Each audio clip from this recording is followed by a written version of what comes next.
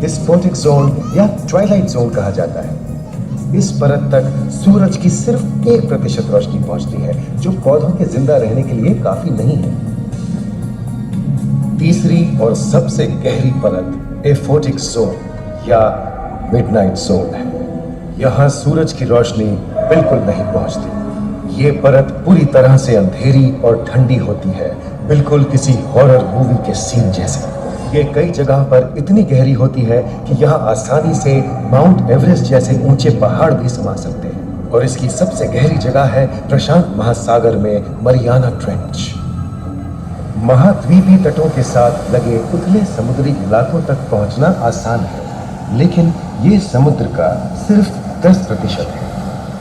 समुद्र की गहराई जितनी बढ़ती जाती है, उतने ही वहां के हैरत अंगेज जीव जिन तक पहुंचना मुश्किल होता जाता है। ये समुद्री जीव पहले तो अपनी खूबसूरती से आपको छलते हैं और फिर अचानक एक खतरनाक रूप ले लेते हैं, जिनसे बचना मुश्किल ही नहीं, नामुमकिन है। और ये क्या, अचानक ये रोशनी कहां से आई? ओहो, ये तो जेलीफिश का झुंड है, जिनकी रोशनी एकदम डिस्को लाइट की तरह लगती है। वाह, ये हुई ना बात। अब सभी बड़ी छोटी मछलियां इन चमचमाती डिस्को लाइट को देखकर पार्टी करने आएंगी।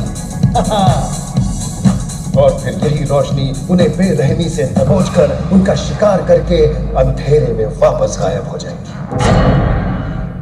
लेकिन सभी शिकारियों को छलावे से लुभाना नहीं पड़ता। सबसे घातक शिकारियों में से है शार्क, जैसे ग्रेट व्हाइट और टाइगर शार्क। शार्क आमतौर पर सूरज ढलने के बाद अंधेरे में शिकार पे निकलती है, समुद्री जीवों का यमराज बनकर। आज तक शार्क की 500 से ज्यादा प्रजातियों का पता चल चुका है। ये हर तरह के खुले महासागरों में, मूंगे की चट्टानों में, आर्कटिक की बर्फ के नीचे और समुद्र की अंधेरी गहराइयों में पाई जाती है। और ये है समुद्री घोड़ा, जो तबड़क तबड़क नहीं, छप छप छप छप करता है, यानी दौड़ता नहीं, तैरता है। हमने इन समुद्रों के बारे में बहुत कुछ जाना है, पर अभी भी बहुत कुछ जानना बाकी है। ये सागर गहरे और विशाल, ठंडे और अंधेरे में डूबे होते हैं। इन गहराइयों में पनपने वाली 17,000 से अधिक प्रजातियां मानो किसी कल्पना से कम नहीं। किसी खूबसूरत एंजल की तरह दिखने वाले जीवों के साथ साथ न जाने और क्या क्या देखने को मिले।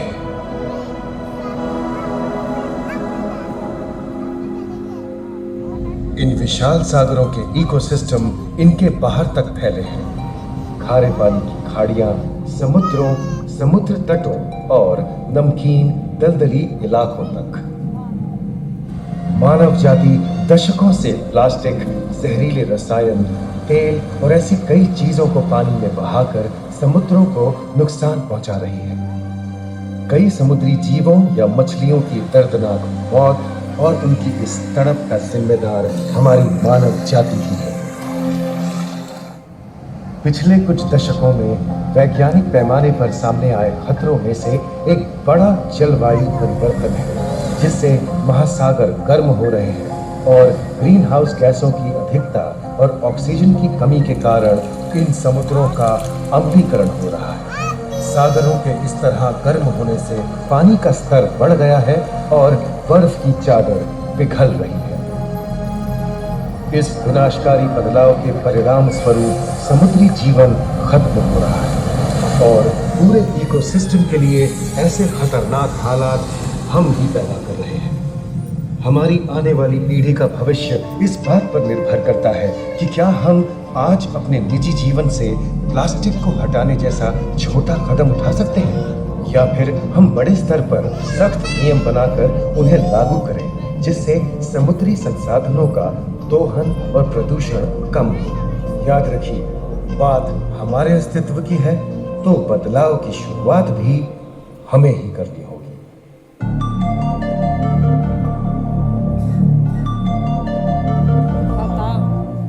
चलो बंद।